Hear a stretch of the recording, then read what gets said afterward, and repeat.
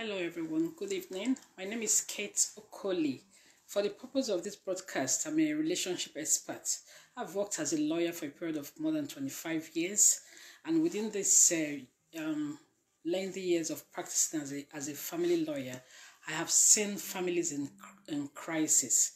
I've seen men bent over, men in their 60s, in their 70s, in their 50s, some in their 30s, bent over as a result of family crisis, as a result of sometimes decisions, mistakes, obviously made by them, which they later over the years now begin to regret. But sometimes it might be a bit too late for them to retrace back their footsteps. I've seen women ending up in psychiatric hospitals. I've seen women even obviously falling sick and eventually meeting their untimely deaths. I've seen children running in the streets, families, dysfunctional families. I've handled all categories of cases regarding family crisis. So I've decided to set up this platform just to be able to share a little bit of some of the true life experiences, true life mistakes, true life oversights, some of the things that sometimes people do that perhaps ignorantly that affects not only their lives, but the lives of their spouses, the lives of their children, and sometimes it even goes up onto the grandchildren and great-grandchildren. So we've got to be very careful when, because marriage, relationships, it can either make or mouse. So today I'm talking about men, the most dangerous years of every man's life. The most dangerous years of every man's life. This topic is a very I'm going to expose I'm going to talk about the in-depth knowledge, certain things, the most dangerous aspects of men's life, that during that aspect of that time of their life, the decisions they take, the steps they take can either make or mar them. It can either build them or it can destroy them. Every man, no matter the position in the society, be it the poorest man, be it the richest man, be it a man that is controlling conglomerates, be it whether the man is the president of a nation, be it whether he's in the top echelon of leadership in his career and all of that. Every man will go through that stage in life where he will have to make a decision that will either make or mar him. So the most dangerous aspects, stages of a man's life. So a man's life, I would not say begins at the point when he has nothing, when he's unattractive, when nobody wants to be his friend, when he has nothing. That is not the most interesting part of a man's life. The most interesting part of a man's life is when maybe he's already in his 40s or in his 50s or in his 60s and 70s. Maybe he's obviously controlling conglomerates. He's now earning 6 figures. He has a lot in his bank balance. He's driving a very good car. He's living in a nice apartment and everything. And then at that point of the man's life, it becomes very interesting. It becomes very attractive to a whole lot of people. And so you see that man being dragged from left, right, and center by extended family members, by his wife, by his children. So he has a need, by his maybe his bosses at work. He's actually also in direct or indirect competition with his friends, where he wants to be an achiever. He doesn't want to be a failure. He doesn't want his friends to see him as a failure. So this man alone, he's obviously under so much pressure because he's out there in the world. It looks as if he's up against so many things. So he's fighting these battles. And also based on the way he was raised, he's been told never to shed tears, never to express his emotions, never to cry, never to let anybody think that he's a weakling. So he bottles up all these things. So the most dangerous aspects of a man's life,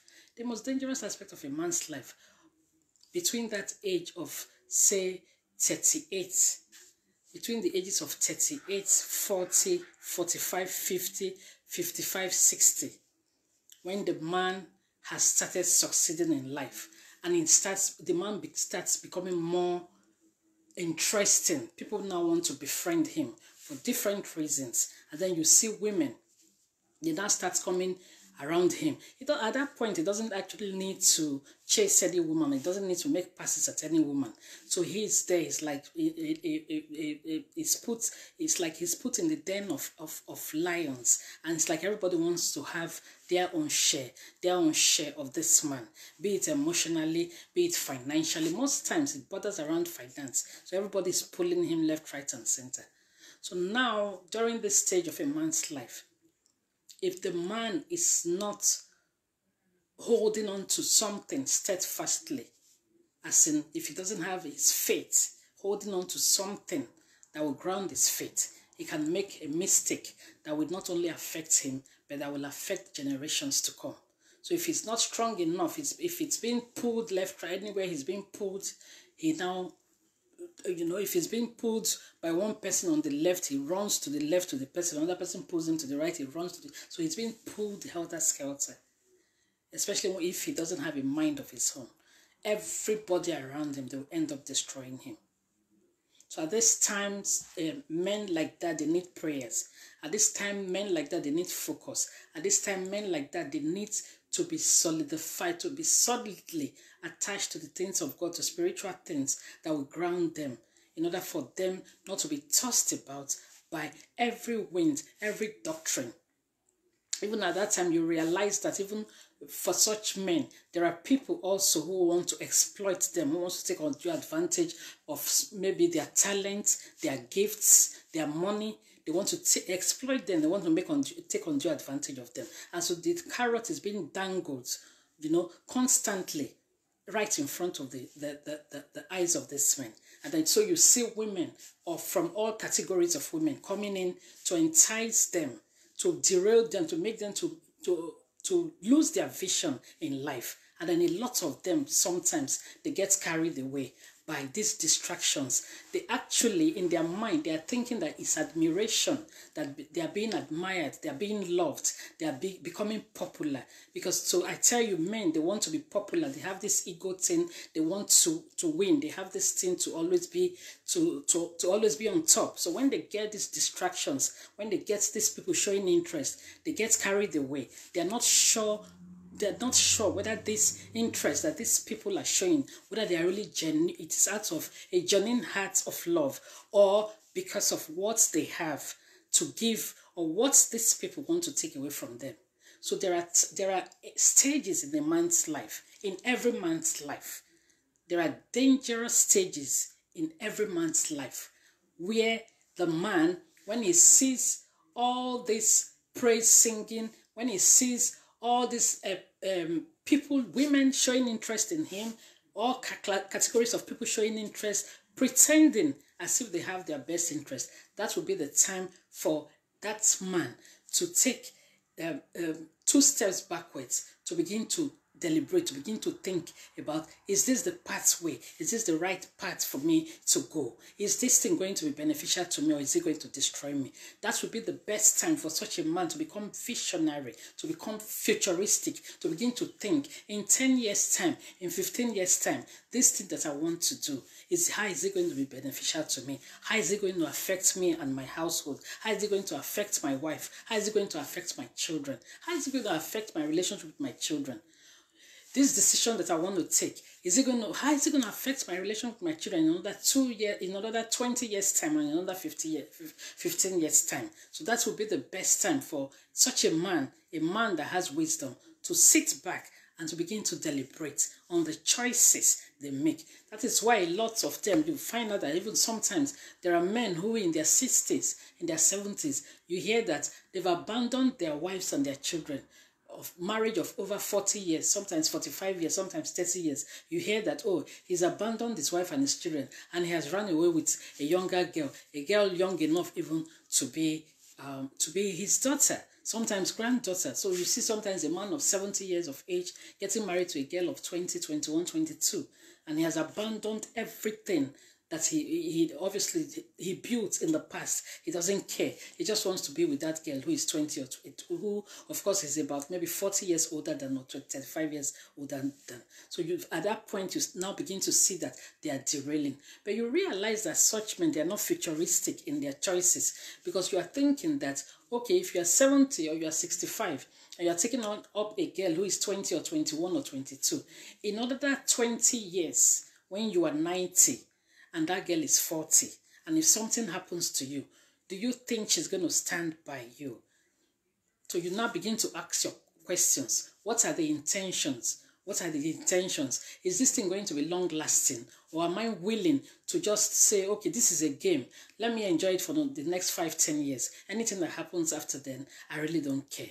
But as far as you are concerned, it doesn't have to do with only that man, but it has to do with other seed that he has planted in his life, regarding his older children, regarding other relationships that people who were there for him and with him when he had nothing. So he's betrayed those people. He's continuously made those children to begin to shed tears because their father now is nowhere to be found. And then obviously they're juggling between having to understand what is going on between their father and their mother. So there are dangerous stages in a man's life when men go through temptations in life, when the knots, certain knots in their head now unlocks itself. There are certain stages in a man's life when that man should be advised, if he has good friends, or he has good family members, or he has a spouse that he listens to. There are certain stages in a man's life where, when there are so many distractions from strange women, distractions from outsiders, distractions from strangers, distractions from people who were not there when it started. There are certain, that dangerous stage in a man's life, that would be the best stage for that man to step backwards, to begin to say, now I have to have a rethink. Now I have to begin to think about, in another 10, 15 years time, where will I be? What will happen to me? All these distractions, all these attractions, where were these people prior to this time? Where were they? Would they have been interested in me if I had no money? Would they have been interested in me if I was poor? Would they have been interested in me if I didn't succeed in life? Would they have been interested in me if I had only one shirt on me? Would this sudden rush, this sudden attention and distraction, what's it? So that's when the man will begin to ask himself questions. What is the motive? What is the intention?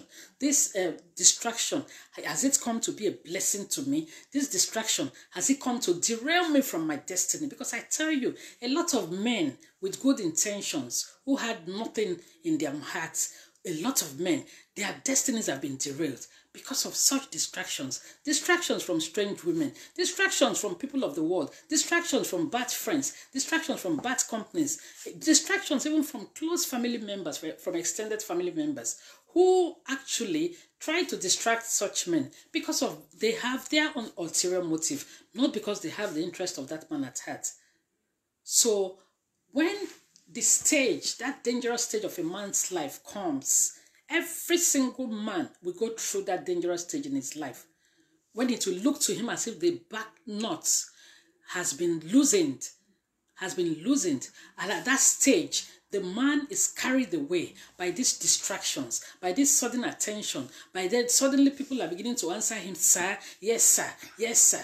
And sometimes they are calling him man of God, and then he's thinking, he's getting hyped up. All are distractions. All are distractions. That is like dangling a carrot at the man's face, just so he can derail, so he can forget about that path that God has actually mapped out for him, that straight path. So all these distractions are just things that to derail him from his destiny in order for him to be destroyed. So there's a stage in every man's life. There is a stage in every man's life between the ages, as I said, between the ages of 38 to 68. Between the age, depending on when the man is, because there are some people, they didn't start early enough. There are some people at 38, maybe perhaps they're even still living with their parents. But I will comfortably say between the ages of 40 45, 55, 65, 68. Those are the stages in a man's life. When he has started now seeing money, he's balancing himself a little bit. And then the distractions will now start coming. Those such distractions, they are just there to make the man to derail, to make the man to abandon his family, to make the man to begin to become ungrateful, even to the wife that was there with him when he had nothing, to make the man to forget about his children, the children of his youth that came from his loins, to make him to feel that, you know what, I will be better even without these people. I want to be free. But these are distractions that are there, that the enemy puts there in order to push that man from the path that God has carved out for him in order for him to fulfill his destiny.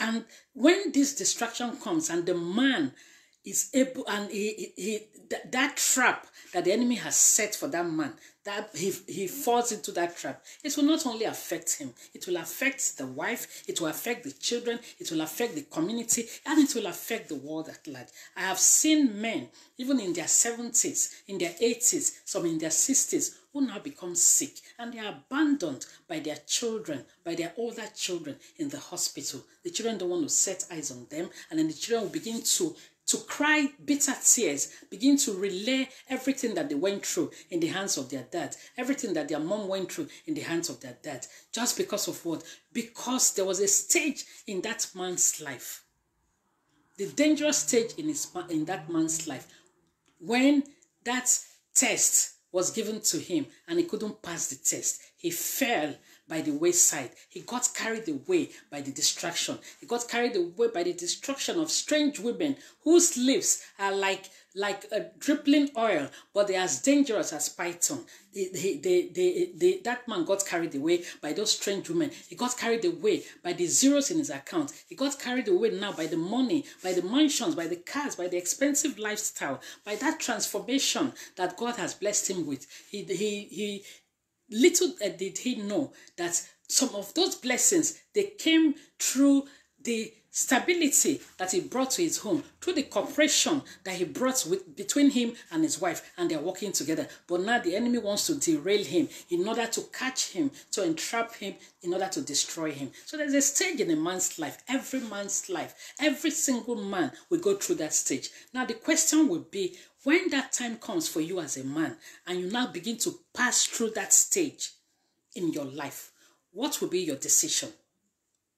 Are you going to pass the test, or you are going to be entrapped? Are you going to pass the test as a man, or you are going to fall into that trap that the enemy sets for every man? Some of them, the enemy sets that trap for them at an early age, maybe at the age of 30. Some of them, they scale through and they get to the age of 35. Some of them, that trap is set for them at the age of 40. Some of the men, the trap is set for them at the age of 50. There are some, they will do so well in life. Everything is moving so smoothly, even up to the age of 60, 65. And then suddenly, the trap that comes, they fall into that trap. And that life that was going smoothly for them, suddenly you see them, they begin to derail. Suddenly you see them, they've abandoned their family. Suddenly you see them, they start behaving like children, and then you start wondering. A lot of times in Africa, we begin to think that, oh, there must be something that woman has done to him. It must be voodoo. I tell you, most times, it's not voodoo. It's foolishness. It's foolishness. There's a time and a stage in every man's life when the spirit of foolishness comes and wants to encompass the life of a man. So if you're a man and you're watching this video, when that time comes for you, it may not have come now. When that time, that stage of foolishness comes for you, what will be your decision? What decision will you take? What decision will you make? Will you abandon your wife and your children and run away with a strange woman who you have no history with? What will be your decision? Will you get carried away by all the pomp and pageantry, and then you get yourself hooked up with people who you have no history with, abandoning the people who were there for you when you had nothing? So when that stage comes in your life, what will be your decision as a man?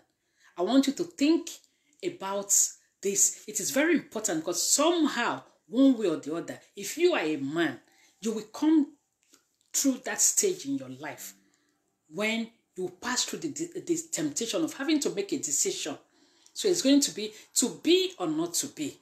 Do you want that straight path for your pathways in life to continue to be straight, and you are building yourself, or are you going to get derailed by the issues of life? Are you going to get caught up by the Jezebels of this time that are there to destroy the lives of men? Are you going to get caught up to the extent that you don't think about your wife, the wife of your youth anymore? Are you going to get caught up to the extent that you don't remember your children anymore? Are you going to get caught up that even at the age of 60, 70, you are still changing nappies?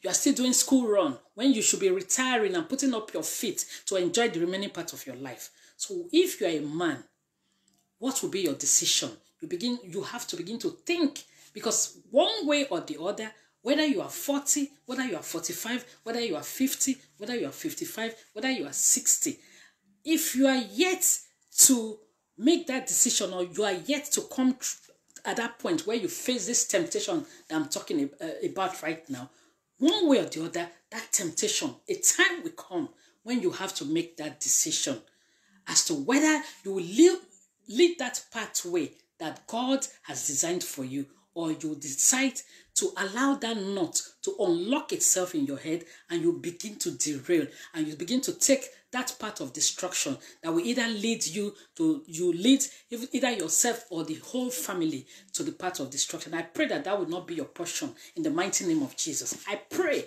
that when that time comes in your life, that time of temptation that comes for every man, every single man, be it a chief executive, be it a pastor, be it a bishop, be it a man that is controlling conglomerates, a time will come in the lifetime of every man when he will have to make this important decision, whether to abandon everything about his past life, about the people that built with him, to abandon them, to abandon his wife and his children, and to decide to run away with, sometimes some of them, they run away with girls who are as young as their daughters. Sometimes girls who they are like 50 years older than, and they abandon everything. Girls who they don't have no future with. Girls who are just there to kill, to steal, and to destroy. And so they take, because of excitement of 5 minutes, and they lose everything in their life. And you've realized that at that stage in their life, later in their life, they live a fallen life, a lonely life, where their children, after having cried and also having held them so much in unforgiveness, they now don't want to set eyes on them.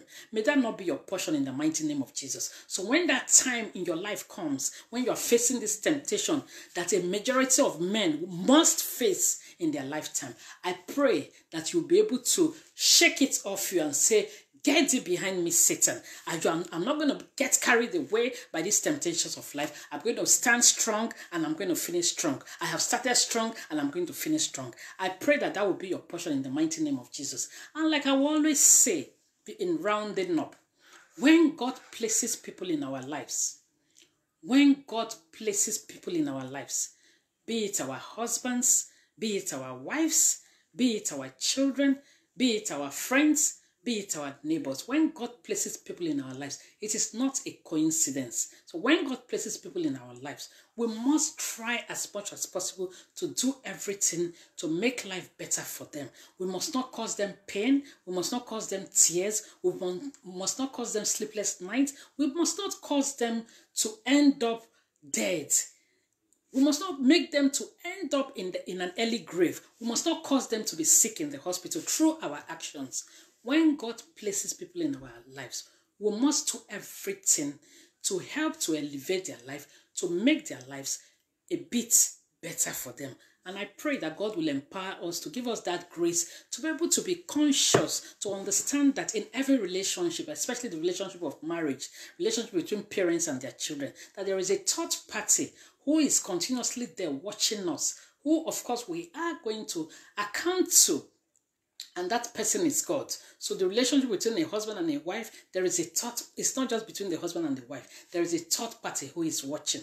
And the relationship between parents and their children, there is a third party who is watching. So when God places people in our lives, we must be careful how we deal with them, how we handle them. We must be conscious. We must be conscious and be intentional in making sure that we make life a bit pleasurable, a bit better for whoever it is that God places in our lives, especially our spouses, our husbands, and our wives. Because of what use will it be if we are seen as good people on the outside, we are helping women on the outside, we are helping men on the outside, but in our homes, we cannot help our own husbands, we cannot help our own wives, we cannot help our own children. So it is said that charity begins at home. So this charity, our first ministry in everything that we do, it must start from our homes. If we want to be kind, if we want to be good, if we want to help the world, that help must start from our homes. If we want to have a listening ear, we want to be counselors or whatever,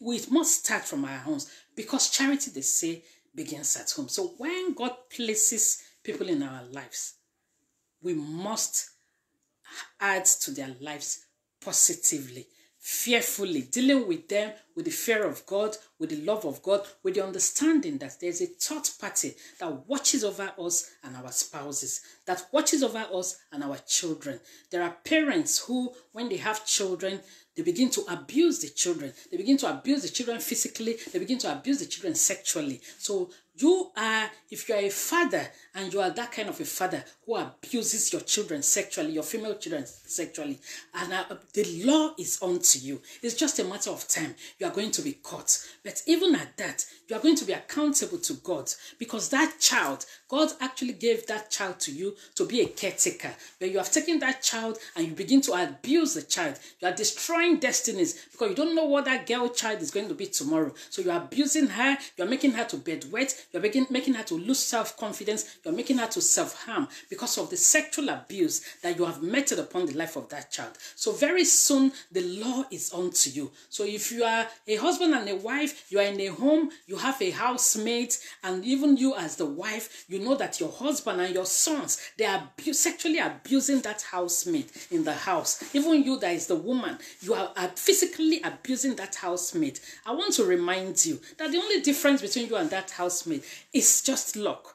It's just that you have the opportunity to make a little bit of money, and unfortunately that housemaid was born poor. But remember, God is the father of the orphan, the father of the widow. So that housemaid that you keep maltreating, that you physically abuse, and you think nobody is watching, God is watching you. God is watching you. You are going to give an account on how you handle that housemaid, that child who is sometimes, some of the maids, some of them, they are sometimes less than 15 years of age. And then you wake up that maid as early as 4 a.m. That maid will be on their feet from that 4 a.m. in the morning up to 12 midnight. Sometimes they eat only one meal, while your grown-up children, they are lying down in their rooms, playing games, and the housemaid will work from morning till night.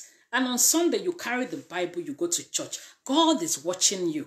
God is watching you. That maltreatment, that you keep maltreating that housemaid, physical abuse, sexual abuse, all the maltreatment on that housemaid.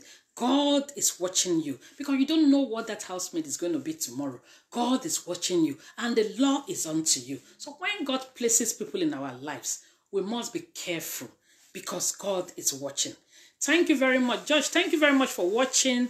Thank you. I need to go now. Good night. God bless you. Bye-bye. See you soon. Bye.